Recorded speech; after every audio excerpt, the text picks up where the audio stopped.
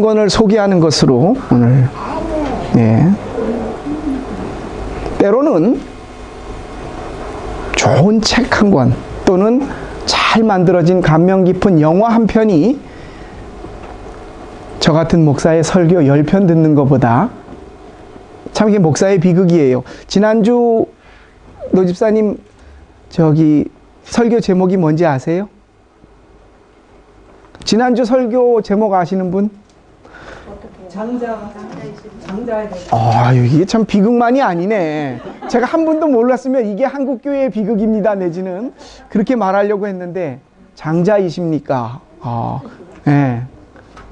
참 이거는 그 설교를 들으시는 분들의 이해력도 있지만 설교를 하는 목사의 그 강력한 임팩트가 있는 메시지 이렇게 교만하면 안 될 것 같아요.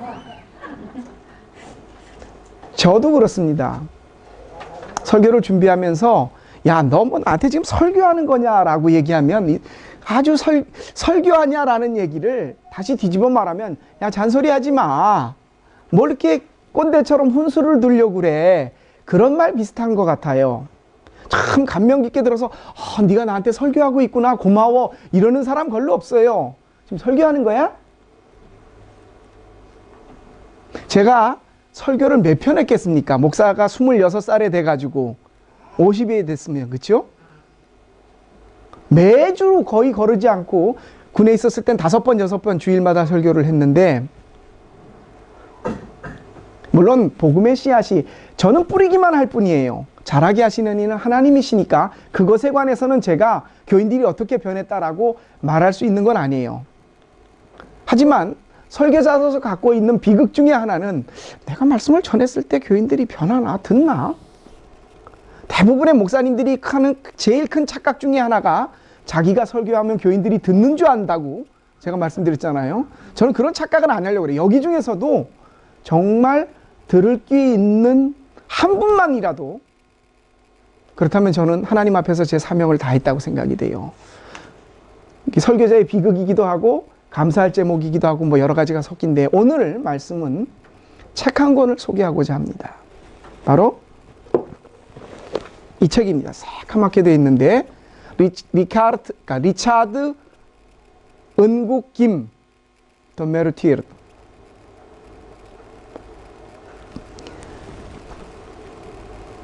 딱 책을 잡고 제가 대학 다닐 때 읽었어요. 그리고 20여 년간을 잊어버리고 있다가 문득 제가 한 달 전에 그 고원석 교수한테 야, 책 좀 보내줘. 뭔 책? 순교자. 그 다음 주에 바로 왔어요. 그냥 바빠가지고 놔뒀다가 이번 주에 딱 책을 잡고 3시간 반 만에 340페이지를 그냥 한 자리에서 다 읽었어요.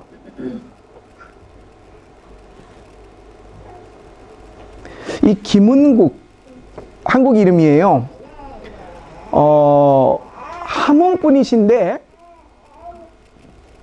평양 보통 중학교, 고등학교를 다니다가 1947년도에 북한의 그 공산당 정권이 들어서자 남쪽으로 내려왔어요. 그래 목포에서 살면서 거기서 고등학교를 마치고 서울대학교 상업경제학과를 들어갔는데 6.25가 났어요.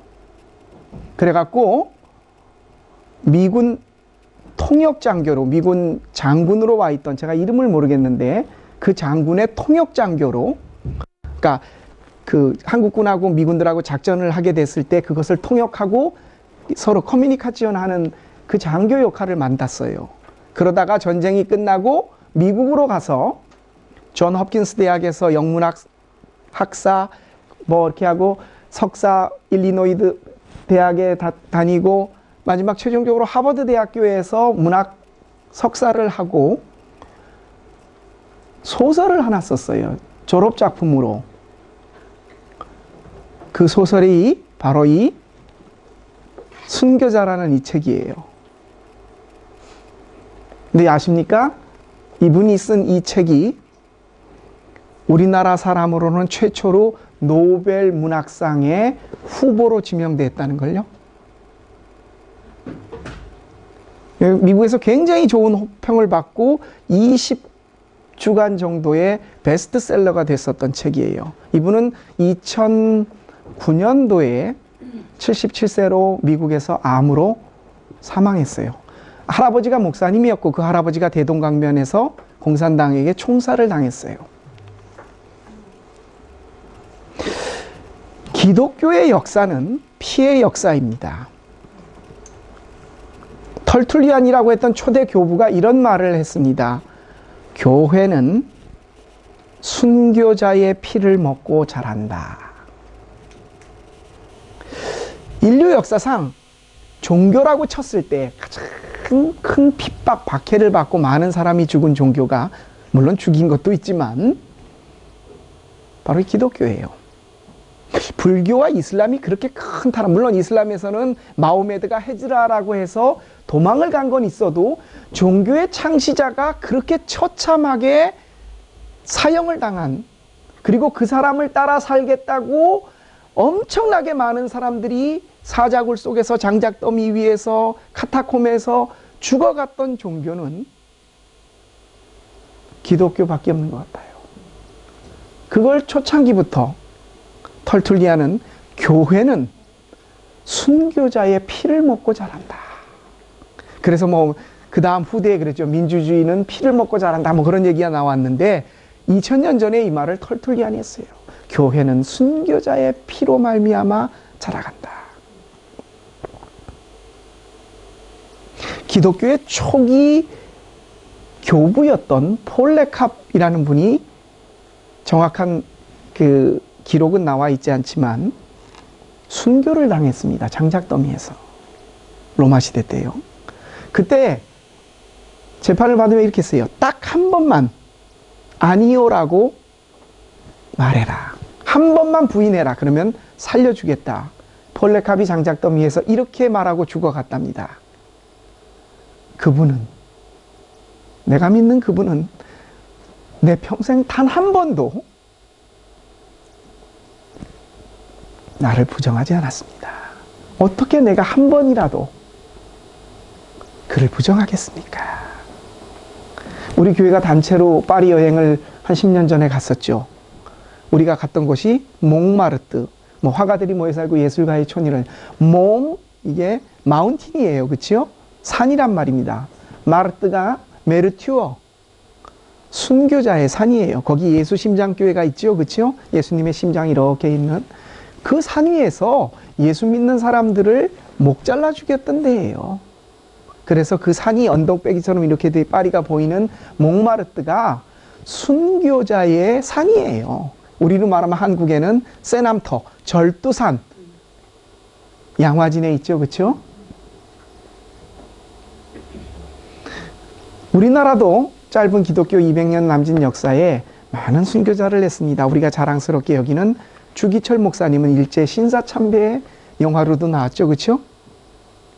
공산치하한 6.25 때 우리가 사랑의 원자탄이라고 자기 두 아들을 죽인 공산당을 양자로 삼았던 손양원 목사님 역시 공산당의 총에 총살당했습니다.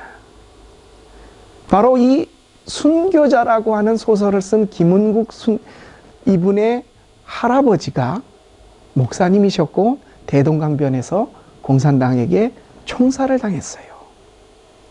저는 이 순교자라는 제목을 보고 이거 뭐 TPC한 아주 전형적인 그냥 기독교 문학 작품이겠니 했는데 그렇지 않아요.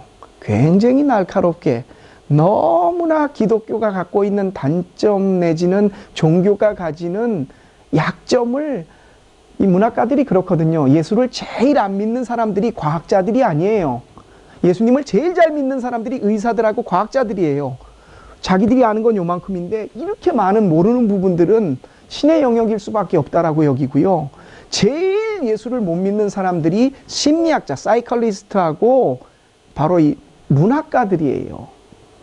이 김은국 이분도 기독교 집안에서 전통적으로 자라고 할아버지가 목사님이었는데 이 순교자의 내용을 깊이 있게 들어가 보면 기독교에다 아주 날카롭게, 우리 종이에 베는 거 한번 경험해 보셨어요? 기분이 아주 섬찟하잖아요. 그러니까 처음 읽을 때는 끝까지 읽으면 그래 이렇게 참 순교자로 살아야지 여기 나오는 목사님.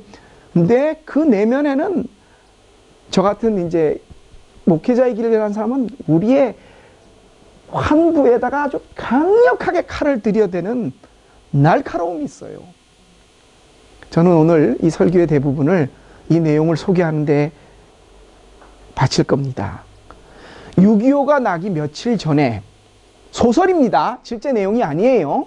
이 순교자라는 책 속에 나와 있는 줄거리를 얘기하는 거예요. 그 속에서 하나님의 음성을 듣고자 합니다. 6.25가 나기 며칠 전에 평양에서 14명의 목사님들이, 평양 시내에 있는 교회의 목사님들 14명이 실종을 당했어요. 어느 날 밤에 전부 다가. 그리고 6.25가 났습니다. 그리고 우리가 피난을 다 내려갔죠. 낙동강 변선에서 하나님의 은혜로 메카서가 인천 상륙작전을 통해 평양을 탈환했어요. 그러다 태극기를 꽂고 평양 시내에 교회 종소리가 다시 울리기 시작했을 때에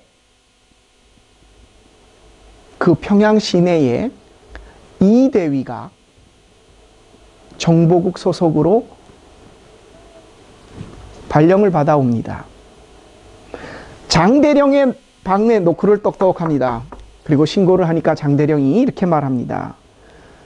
당신이 이곳에서 해야 될 일이 하나 있어. 뭐냐면 6.25가 나기 며칠 전에 평양 시내에 있는 목사님 14명이 실종이 됐는데 2명만 돌아왔고 나머지 12명이 없어졌어.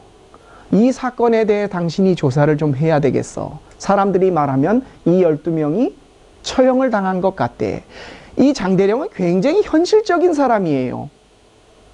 과거가 어쨌는지 일제시대 때 일본군의 군관이었다는 말도 있고 만주에서 장사를 해서 돈을 많이 벌었다는 사람도 있는데 6.25 때는 어쨌든 국군으로 대령까지 돼서 이 장대령이 관심 있는 거는 이 사건이 어떻게 됐느냐가 아니라 그 사람들 12명의 목사님들이 죽었는데 그것을 공산당이 했을 것이다.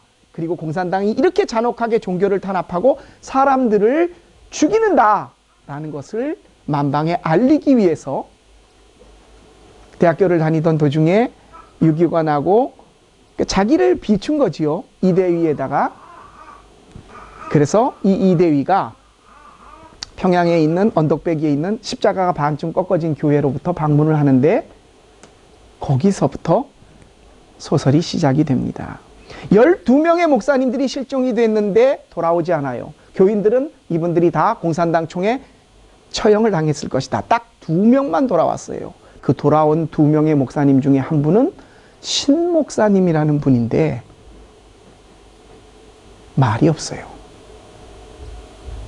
그래서 사람들이 생각하기에는 14명의 목사님이 끌려가서 취조를 받으면서 12명은 공산당을 부인하지 않고 순교를 당했을 것이다. 분명히 저 신 목사는 예수님을 배교하고 풀려났을 것이다. 그리고 또 한 사람은 27살의 젊은 한 목사님이라는 분이 있는데 그분은 미쳐서 종탑이 언제 쓰러질지 모르는 교회에 들어가서 아무도 못 들어오게 하고 거기서 울었다가 웃었다가 막 미쳤어요. 그래서 공산당이 고문을 당하던 중에 저 젊은 목사는 미쳐서 풀어줬을 거고 저 신 목사는 배교를 했기 때문에 풀어줬을 것이다 라고 사람들 사이에서 손가락질 받고 교인들이 그 교회를 안 가요. 그리고 나머지 12교회의 교인들은 우리 목사님이 순교했다고. 이러던 차에 이 이대위가 신 목사님을 만났는데 아무 얘기를 하지 않아요. 그런데 그의 행동, 눈빛 속에서 범상치 않은 사람이라는 것을 봅니다. 그리고 그 교회에 아무도 못 오게 하고 미친 사람처럼 사람들을 쏘아보고 있는 미친 한 목사에게 집차를 태워 신 목사를 데려다가 다시 집으로 데려오게 하면서 점점 얘기가 되며 알아가는 과정에서 그 총살을 당한 12명은 예수님을 부정하고 감옥에 갇혀 있었던 거예요. 이 신 목사님 한 분만 나는 그렇게 할 수 없노라고. 그리고 이 젊은 한 목사님은 자기가 존경하는 자기 교회 담임 목사님, 이 젊은 목사님은 부목사였어요. 자기 담임 목사님이, 공산당이 딱 총뿌리를 튀고 박 목사님이, 자, 나는 정의롭지 못한 하나님에게 마지막 기도를 하고 죽으라고 하니까 기도할 수 없다고 하는 모습을 보고, 그 자리에서 자기가 존경했던 그 목사님이 배교하는 모습을 보고 미쳐버린 거예요. 그리고 이 신 목사님과 미쳐버린 한 목사는 감옥에 갇혀 있고 나머지 12은 총살을 당해요. 그 사이에 국군이 평양을 탈환해서 그 둘을 꺼내게 됐던 거예요. 그런데 이것은 아무